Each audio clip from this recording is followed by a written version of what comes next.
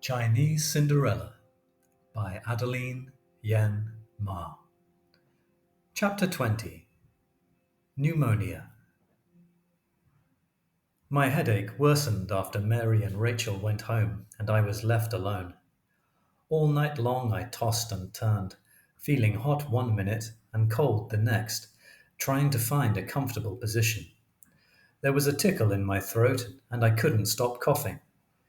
Next morning, the sight of my breakfast sickened me. It was very depressing to sit in the refectory all by myself, filled with a feeling of déjà vu. In the middle of it, I had a coughing fit and ended up vomiting. When I came back from the bathroom, I coughed up some blood. Mother Mary felt my forehead and told me I was burning up. She ordered me to go to bed and called a doctor. My temperature shot up to 104 degrees. When the doctor came, he immediately admitted me to the hospital. While I was hospitalized, Mary Swen came to see me every day. She was my one and only visitor. Her mother lived within walking distance of the hospital, and Mary told me she had nothing better to do. On one occasion, father dropped in. Mary saw him because she happened to come into my room while he was leaving. Later, she was able to report to our friends that not only did I actually have a father, but he was also handsome, well dressed, and looked very important, thus disproving once and for all the widely held suspicion that I was an orphan. The doctors injected me with penicillin, and I recovered. Father's chauffeur came to fetch me when I was discharged. To my amazement, instead of taking me directly back to school, he drove towards the car ferry terminal instead.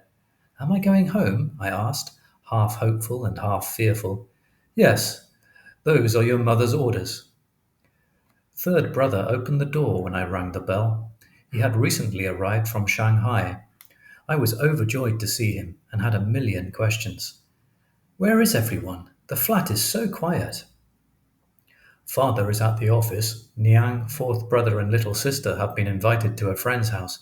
Before Niang left, I heard her tell the chauffeur to bring you home so you could recuperate here for 1 week. I was greatly relieved. So it's just the three of us for the time being. Where is Yoya? He is having lunch. Let's join him. I've been waiting for you. We found Yoya sitting by himself in the dining room, despondently staring at his plate. On it were some steamed carrots, a small piece of poached fish, a mound of rice, and a few potatoes. His face lit up when I ran to his side and greeted him. Yoya! Ah, Wu Mei, you're home. I must apologize for not waiting for you to have lunch. My diabetes is worse, and this English doctor friend of your father's has put me on this special diet. He looked down with distaste at his food. I have to eat punctually at 8, noon, and 6. Otherwise, my blood sugar goes sky high. The trouble is, I get so tired of eating the same thing 3 times a day, every day. He sounded so sad I felt like crying. Instead, I sat down beside him to keep him company and asked third brother, how is Aunt Baba? She's fine, still working at Grand Aunt's bank. She keeps worrying about you and Yoya. Did the communists bother you? No, life in Shanghai is better than ever, actually. He lowered his voice. I was having such a good time I didn't want to come to Hong Kong at all. Big brother and second brother left over a year ago to go to university in England, so at home it was just Aunt Baba and me. She treated me like a king. Life in Shanghai won't be like that forever, Ye warned. The communists will show their true colors sooner or later. Besides, your father has plans for you to study in England next year, just like your two older brothers. How lucky. Oh, if only I could go to university in England too.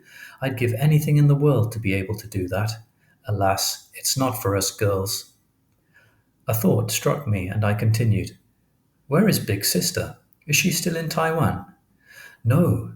Against everyone's advice, she went back to Tianjin with her husband and took their baby daughter with them. Yes, Big Sister is now a mother, and I have my first great-granddaughter, Yo-Yo replied.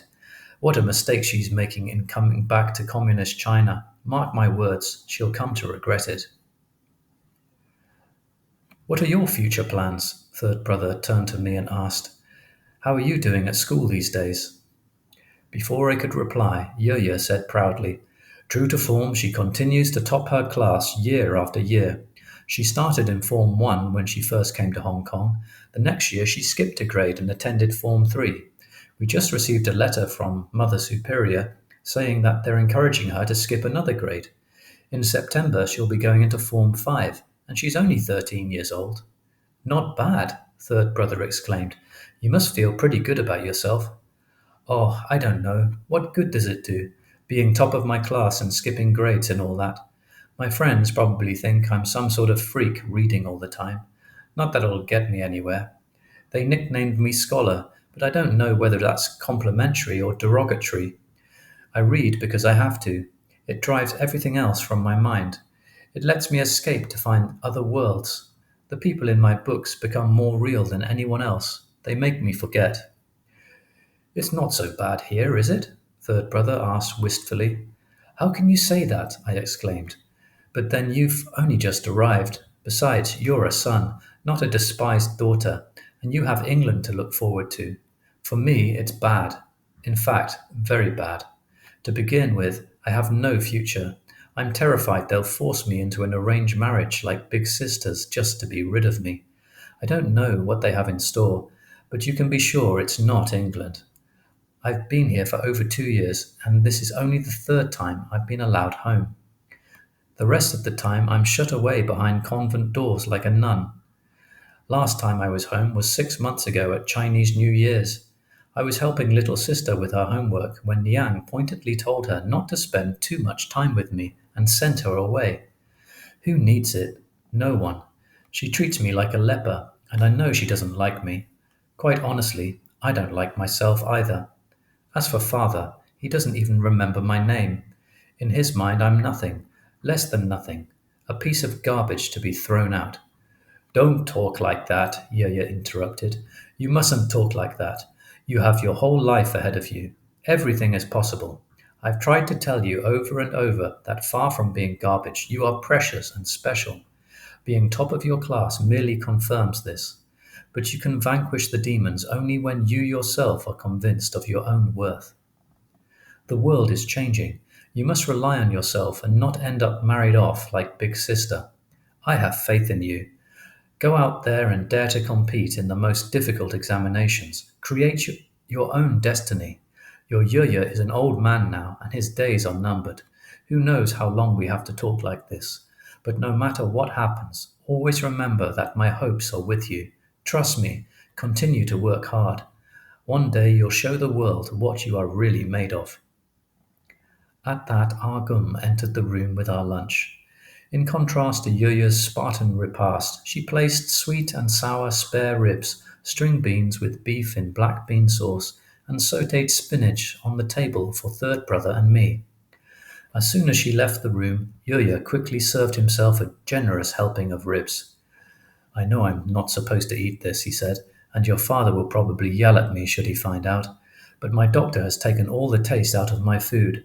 Sometimes I ask myself, what's the point of hanging on if I can't even enjoy my meals? What else is there left for me?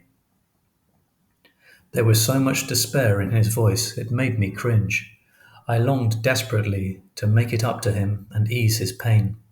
So I said, when I go back to school, I'll try even harder, and if I should be so lucky as to succeed one day, it'll be because you believed in me.